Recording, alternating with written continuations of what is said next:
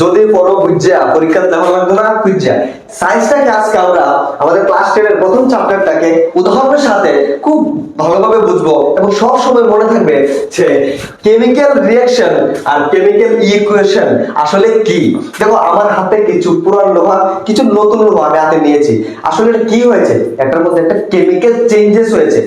যখন কোনো জিনিস বদলে যায় এবং সেটার মধ্যে কেমিক্যাল চেঞ্জেস আসে সেটা হচ্ছে কেমিক্যাল রিঅ্যাকশন। যেরকম দুধ থেকে দই তৈরি হওয়া, দুধ থেকে যখন দই তৈরি হয় তখন সেটার মধ্যে দুধে থাকা ল্যাকটোজ ল্যাকটিক অ্যাসিডে পরিণত হয়ে যায়, এটা হচ্ছে কেমিক্যাল চেঞ্জেস। আর ফিজিক্যাল চেঞ্জেস কি, যখন জল থেকে বরফে পরিণত হবে সেটা হচ্ছে ফিজিক্যাল চেঞ্জেস।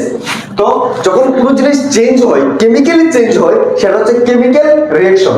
দেখো তারপর হচ্ছে কেমিক্যাল ইকুয়েশনটা আসলে কি।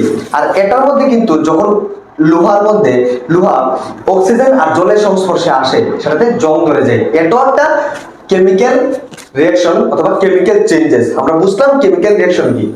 এখন দেখো কি কেমিক্যাল ইকুয়েশন আসলে কি, প্রেজেন্টেশন অফ কেমিক্যাল রিঅ্যাকশন।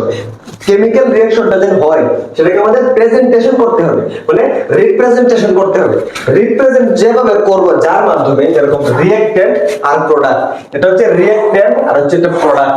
এটা হচ্ছে যখন কোনো জিনিসকে আমরা এরকম ভাবে রিপ্রেজেন্ট করি, রিপ্রেজেন্টেশনটাকে বলা হয় কেমিক্যাল ইকুয়েশন। এখন দেখো এটাকে আরো মোর ইনফরমেটিভ করার জন্য আমরা এখানে কিছু এক্সাম্পল দিয়েছি আরো সুন্দরভাবে বোঝার জন্য। দেখো কি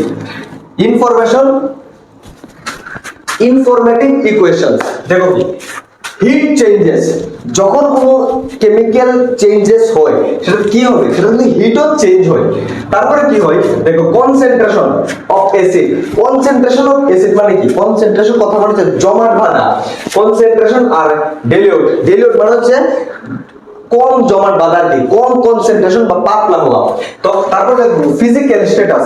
ফিজিক্যাল স্ট্যাটাসটা কি কি হতে পারে, সলিড হতে পারে, লিকুইড হতে পারে, গ্যাসেস হতে পারে, আর অ্যাকুয়াস সলিউশন হতে পারে। অ্যাকুয়াস সলিউশন মানে হচ্ছে কি মিক্সচার। অ্যাকুয়াস সলিউশন মানে মিক্সচার, সেটা হচ্ছে যখন লিকুইড আর কোন সলিড জিনিসের মিক্সচার হয় সেটা হচ্ছে অ্যাকুয়াস সলিউশন।